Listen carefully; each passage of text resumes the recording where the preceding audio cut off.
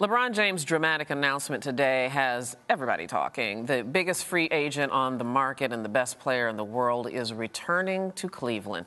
The NBA's biggest superstar has now come full circle, 4 years after crushing the spirits of his hometown. For the Akron, Ohio-born James, many are calling this a homecoming for the ages. Brandon Robinson is a sports and entertainment staff writer at The Source magazine, and he joins us here in our New York studios to talk about this because it's all anybody can talk about. Yeah. First of all, are you surprised by this, and what do you think were the major factors driving this conclusion? I wasn't surprised. It was one of the best-kept secrets in the NBA. Obviously, I'm around these guys on a daily basis. My sources were talking as far back as last summer.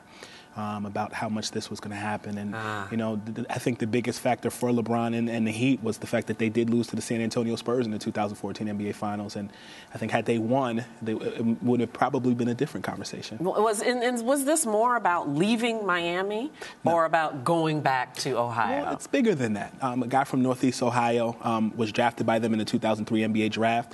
But Cleveland has a better talent on the floor. You have Kyrie Irving, their point guard that they just re-signed for 5 years, $95 million. You have Tristan Thompson. You have Andrew Wiggins. You have Deion Waiters and a new coach in David Blatt. You got a lot of new faces, but talent-wise, they're better on paper than Miami is currently. Mm-hmm. Well, speaking of which, I want to get to that in just a second, and that is, can they build the team around him necessary for him to bring that championship to the Cavaliers? Before we get to that, though, sure, let's talk about some of the things. You know, when he left, he did it in this big, grand, splashy way that was really offensive, almost personally offensive to Ohioans and Clevelanders particularly. He wrote in his announcement, when he made the announcement today, he said, my relationship with Northeast Ohio is bigger than basketball.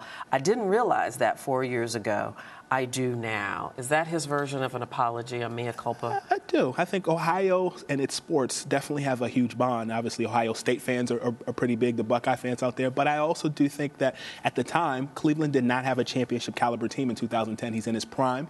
And he was looking to win a championship, and Cleveland now has the pieces to potentially win a championship. So I think there was an apology and there was an admittance that he did it wrong. He was very self-aggrandizing 4 years ago with the decision. I think he learned from that mistake, and I think mutually the state of Ohio as well as LeBron are trying to move on. Does that fix it enough, or does he have to do a little more when he gets there? You know, more work in the community, more PR. No, I think that he maintains a residence in Bath, Ohio, a suburb of Cleveland. And he's there every summer. So, I think that time will tell. I think winning cures all. And I think green money is the universal language between owner Dan Gilbert as well as LeBron James. Yeah.